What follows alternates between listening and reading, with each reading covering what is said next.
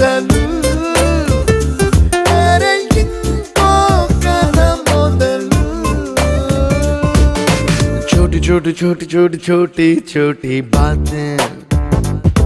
ओ मीठी मीठी मीठी मीठी मीठी मीठी यादें oh yeah